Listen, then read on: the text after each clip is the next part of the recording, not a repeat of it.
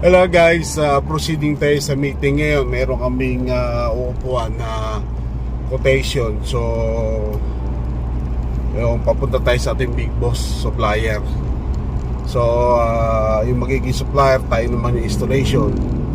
So, kailangan magtama lang yung ating code doon sa layout na gagawin, mga kapatid.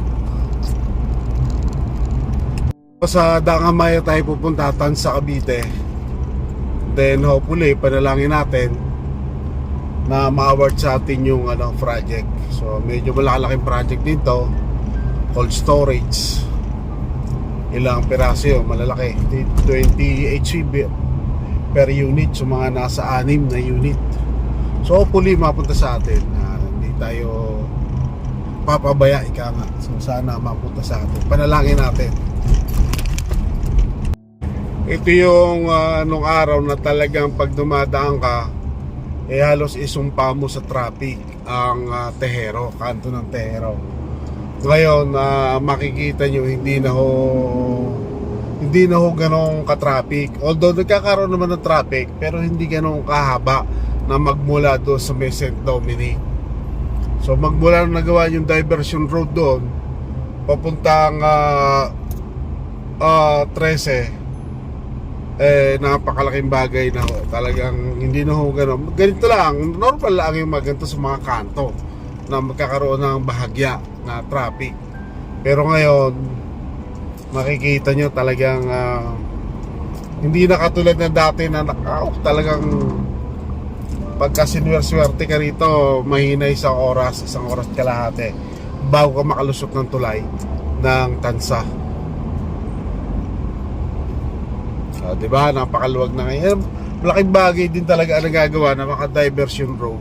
Kasi nai-absent talaga, hindi lahat dito dadaan. Kung kayo papuntang 13, doon ka nadadaan sa diversion road. Kung papuntang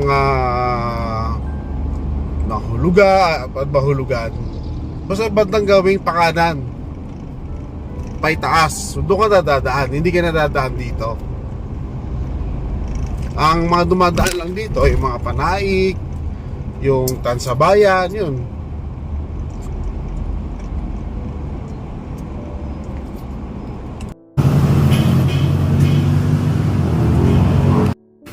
Ano po ba dyan? Bumungkal na doon.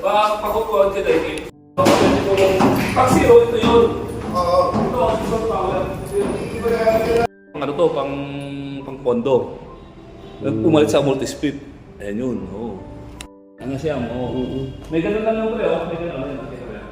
Ito, laki lang. Ilang horsepower yan, pre? Ito, 12. 12 horsepower? 10 tons. Ito, 12 din to. Hmm. DB. Ito, ano yan, sarado lahat yan. Wala pang pasok yan, kahit bumiki. Silyado. Saka walang blitzing. Nagpapalamig. Malamig na tubig na. Tubo na. Saka yung board ko, yan ang board. Wala na ibang board. Wala. Talaga, wala na siyang hits. Wala na. Wala na. Ang hitsik nito. Ito ang paborito ko. Ito. Hindi, American type. Kailangan play. May thermostat lang yan. Pag nilagay ang thermostat, andar na yan pre. Ducting nga lang papasok. Dahil pababa. So, iisa na siya. Oo. Nandiyan na condenser, nandiyan na evaporator. Ayun, American type, American type. Rooftop. Yung maganda. Dadaktigan ko na yan. Tapos na. Ano, hindi ka na mag-install, wala nang freon kasi ano na. Nandun na, asin na na. Electrical na lang, electrical sa control na lang, no? Ganun, no? Thermostat. Oo nga, no? Power Power cable na lang sa company. thermostat yan. Ito yung bagong, hybrid na, hybrid na unit. Parang American type din to, eh. Ducted Ano type. yan? Package. Condenser, evaporator, dyan na.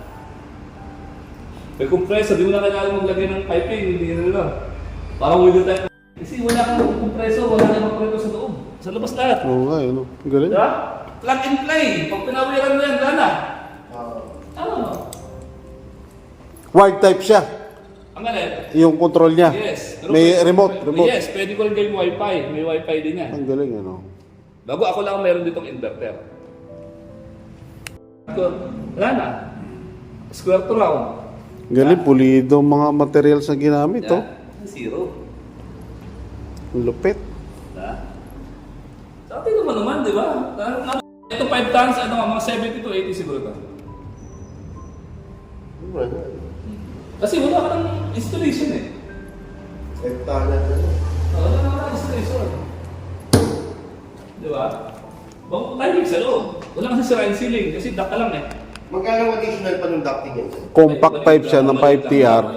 Kasama na evaporator sa condensing. Kaya pag ginano mo, ducted type. Kaunti lang. Palusutin mo lang ng 3 meters.